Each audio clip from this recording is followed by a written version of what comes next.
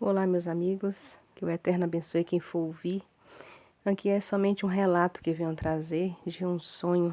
Ia falar sobre outro assunto, mas me testificou de trazer esta visão. Foi nem um sonho, essa visão. Que eu cresci, né, num lar evangélico, pertencente à igreja, junto com a minha mãe.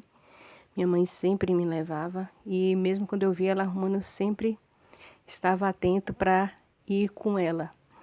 E na igreja, na escola dominical, eu tive essa visão na hora do culto, da reunião, né, da escola do estudo bíblico dominical.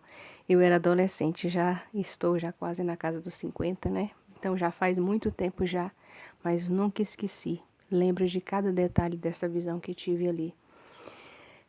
Era assim que eu via. E eu mesmo abrindo o olho, eu continuava vendo. Por isso que eu nunca esqueci daquela visão. E eu sempre me pergunto, por quê? Com o que significava? Eu não entendi o que significava. Na época eu escrevi, né? Mandei pra frente, acho que nem eles lá entenderam. Eu não entendi. Mas hoje eu entendo um pouco. Tem coisas que ainda estão ainda em secreto, mas o Pai revela aquilo que cada um suporta entender.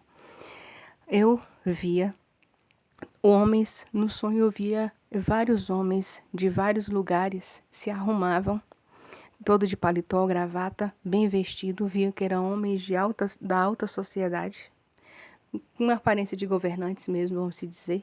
Hoje eu tenho esse entendimento, na época eu não entendia, eu falava que eram homens armados, mas homens de alta sociedade, de alta hierarquia, governantes. E eles iam, se arrumavam e iam, cada um pegava, entravam em aviões e saíam. E diz que desciam em uma cidade, em um lugar. Cada um ia para o mesmo destino. Chegando ali nesse destino, cada um pousava, tinha tapete vermelho para eles passarem. E eles entravam e iam lá para esse lugar que diz que era enorme, a estrutura onde eles estavam. Chegando lá, cada um se posicionava, tinha uma cadeira para cada um sentar, cada um se sentava. E aí chegava um momento que eles ficavam reunidos e depois eles se levantaram. Todos se levantavam, colocavam-se de pé e eu vi uma estrutura, era oval, era como se fosse um ovo, mas não era um ovo, era uma estrutura muito grande, oval, branca, que reluzia e pulsava. Pulsava e eles encostavam e aquilo ali falava na mente deles. E eles encostavam a sua mão nessa coisa que parecia como se fosse um espelho oval, era branco, da cor de ouro mesmo, muito branco, e pulsava, como se fosse um espelho, refletia algo na mente deles, e eles com a mão ali, e a mente deles, eles sabiam o que eles tinham que fazer, e via que eles voltavam, cada um voltava, pegava os seus aviões e voltavam. Foi a visão que eu tive na época. Hoje, eu entendo, né? Muitos podem se dizer, tem os teóricos da conspiração, a ONU, né, quando foi fundada, foi depois da Segunda Guerra, né? A ONU faz parte desse projeto. Hoje eu sinto no meu espírito, hoje está mais avançada. Se forem pesquisar a tal da IA, na tecnologia que claro, tem a tecnologia para o bem, mas tem a tecnologia que a maioria é usada às vezes para o mal. E hoje, se for olhar, não sei se é na Romênia, eu vi essa reportagem. Quem tiver interesse, pesquise que vai encontrar. Na Romênia já se começou, o governante de lá já tem, ele é tipo como um espelho, não tem a Branca de Neve que falava com espelho, espelho, espelho meu? E essa inteligência artificial na Romênia já existe esse espelho, espelho meu.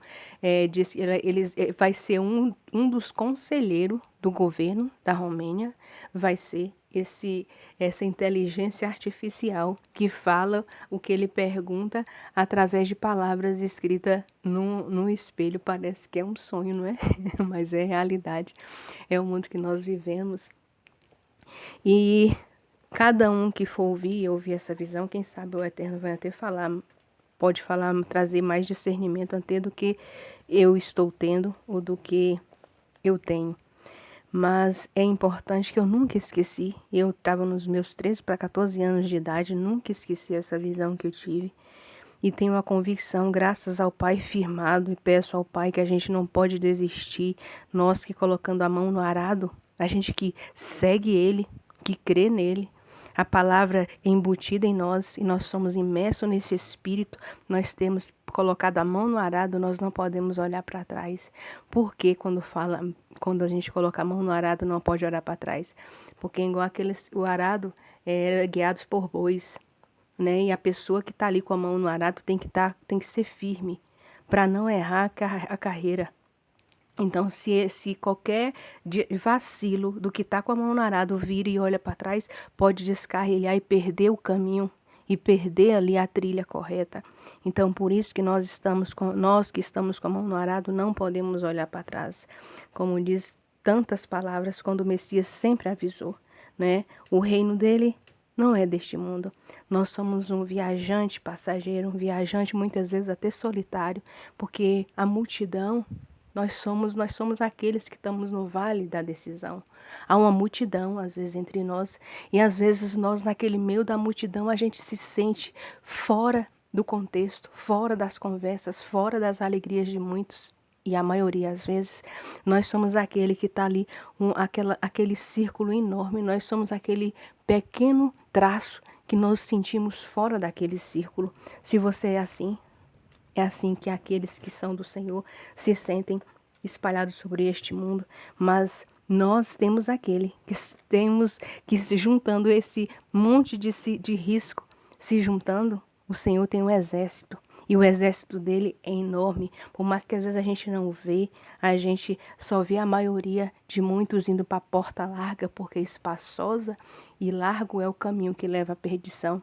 E estreito e apertado é o caminho que leva para a salvação.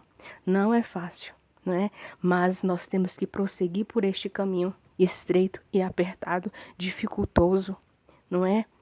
Porque este é o caminho que leva para a vida eterna. Nós não temos que ser aqueles que têm medo do dia do Senhor. Nós não temos que ser aqueles que têm medo de sofrer perseguição, de ser perseguido. Nós temos sim, como o Senhor falou, como o Senhor Yeshua orou por Pedro, antes de ser entregue. Falou assim, o adversário te pediu, Pedro, para te peneirar, mas eu orei por ti. Não é? Porque ele sabia como nós somos como Pedro, que às vezes na hora da dificuldade, Pedro ali negou 3 vezes, como Yeshua tinha predito, não é? Nós somos muitas vezes como Pedro. Às vezes na hora da dificuldade, a gente nega, não sou. Mas Pedro se arrependeu quando ele viu o galo ali cantar. Não era o galo, como a gente conhece, mas era tido, como tem o vigia que às vezes sai apitando na rua, nas muitas cidades que existia aquele guarda ali naquele tempo, né, que ele soltava, né, o apito, anunciando cada hora que era chegado, se era a hora nona, a hora primeira, a hora terceira. Então o galo ali, pela terceira vez, cantou, não é? E esse foi anunciado aí que ele viu Yeshua, naquele momento ele estava lá já aprisionado, olhou e ele amargamente chorou. E aí por isso que a gente não tem que ter remorso, nós temos que sim nos arrepender, nos voltar para ele, que ele está lá, olhando para nós. Nós não estamos aqui só.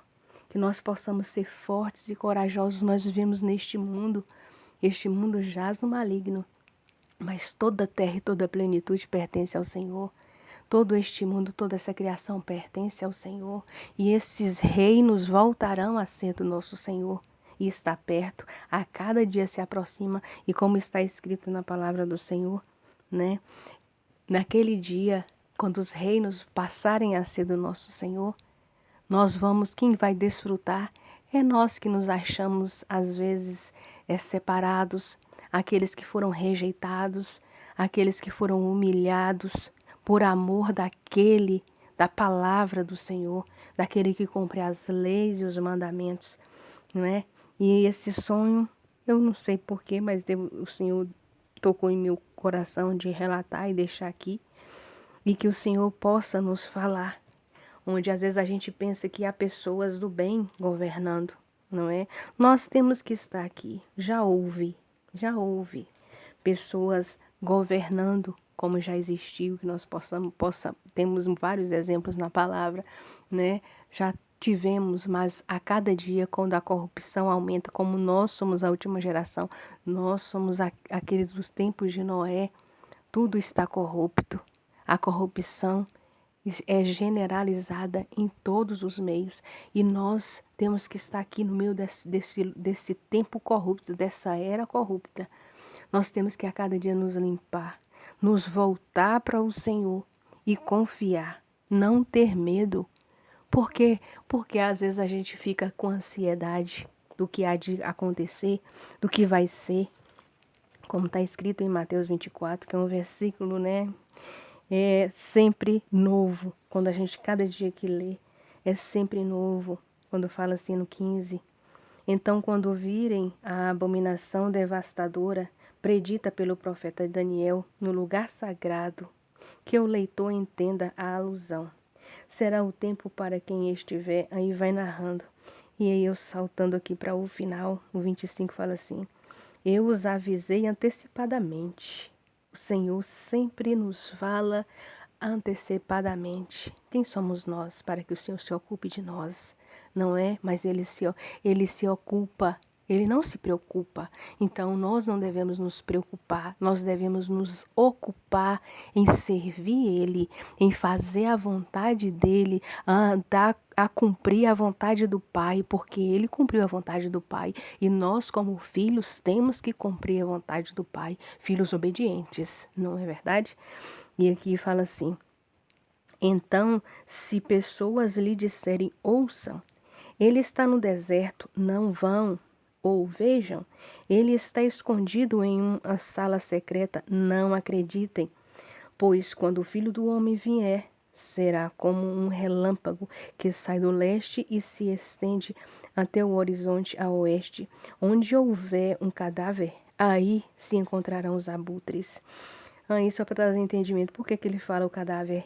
Yeshua é o morto, não é? E os abutres, o abutre que todo mundo sabe se alimenta do cadáver, não é? Aonde Yeshua estiver, nós estaremos com ele nos ares, nós encontraremos com eles nos ares. Então não se preocupe com conversações, não estejam ansiosos por coisa alguma, do que comer, do que beber, do que fazer. Como será? Tô sem emprego, tô sem... como que eu vou fazer? Não se preocupem, ocupem-se de servir a vontade do Pai, fazer a vontade do Pai, servir a Ele de todo o coração, cumprir seus mandamentos, suas festas, suas mitzvot. Muitas vezes nós fazemos festas, festejamos festas que nem conhecemos. Procurem, é momento de uma intimidade maior, que a hora é chegada. Procurem conhecer as festas do Pai. Quais são as festas do Pai? Porque o mundo fala umas festas que não são do Pai. Será que essas festas que o mundo proclama diz ser do Senhor, será que é? Como nós sabemos que mudariam tempos e épocas e já foram mudados há tempos. Então é momento de uma intimidade maior. É um momento, a hora é chegada, onde a palavra se cumpre a cada dia. Onde a cada dia a tecnologia, né, o transhumanismo está aí, unido a cada dia o homem e a máquina. Você vai viver mais. É a ciência que o adversário falou ali para Eva. Você viverá eternamente, certamente você não morrerá. Não é essa ciência corrupta, não a ciência de Deus, porque tem a ciência de Deus. Ela que quer oferecer, que foi enganada ali a mulher foi enganada ali pela serpente, a mulher e Adão foram enganados ali, não é? É essa ciência que está aí, está a todo vapor. A ciência é boa, mas vamos ter cuidado com essa ciência, cuidado, tudo fora do corpo, mas cuidado com aquilo que vai para dentro do seu corpo, que o seu corpo é o templo do Senhor, é o templo do Espírito Santo que habita em você. Então não expulse o Espírito de Deus que habita em você, porque depois, se você expulsar, colocando algo dentro de você, aceitando algo em você, não pode não haver mais como reverter esse quadro, e que o Eterno fale ao coração. e que nós possamos estar alertas. Não ponham a confiança em homens. Não ponham a confiança em homens que vêm com a salvação. Oh, não, aqui eu trarei a solução para o mundo. Cuidado. Cuidado com aquele que acha que vai trazer paz à terra. Cuidado, que cada um que ouvir possa estar alerta, possa estar vigilante, porque o Senhor disse que nós devemos estar na torre de vigília, vigilando sempre. Quando vigia não é para trazer medo, quando você vigia é que é para você estar preparado, para você não ser pego de surpresa, para nós não sermos como aquelas 5 que não levaram reservas. Ah, eu conheço o Senhor, já estou preparado. Não levou reserva. As outras 5 foi com a sua candeia e levou reserva. O Senhor quer que a gente esteja atento. Ah, pode acontecer. Ah, não, é curto o tempo, o Senhor vai voltar logo. Mas pode ser que esse atraso, que imprevistos acontecem. Eu vou levar aqui uma reserva, não é? E as 5 com reservas entraram nas bodas. As outras não, vai ser rápido, não precisa de candeia, não precisa de reserva, já estou com a candeia cheia. É suficiente. Mas o noivo atrasou. E que o Eterno possa nos fazer e que nós possamos lutar, prosseguir em conhecer e nos preparar para não sermos pegos de surpresa como aquelas 5, mas que nós possamos a cada dia estar nos enchendo e com reservas, nos preparando para o grande dia que, igual muitos falam, quanto século, não importa, que ninguém sabe o dia de amanhã, ninguém sabe os que começaram o dia hoje, ninguém de nós sabemos se vamos terminar, não é isso? Então vigiai, pois, porque não sabeis o dia nem a hora em que o Filho do Homem virá. Não sabemos o dia e a hora em que o Senhor falar, alma, o que tens preparado para mim? Estás preparado, alma? Hoje é o dia do encontro com o Senhor, teu Deus. Então, que nos preparemos, que esta visão, que nunca saiu da minha mente, que o Eterno é que sabe, e sabe Ele me revelará mais profundamente, mas está bem claro que isso aconteceu, que faz parte desse sistema, essa organização, não é? Que une várias nações, e que ali vem comandos para o mundo inteiro e outras estão surgindo aí, mas através dessa, e que nós possamos, quem tem olhos, que veja, quem tem ouvidos, ouça o que o Espírito diz às igrejas, a você. Que o Eterno abençoe a vida de cada um. E não temam, porque nosso Rei voltará.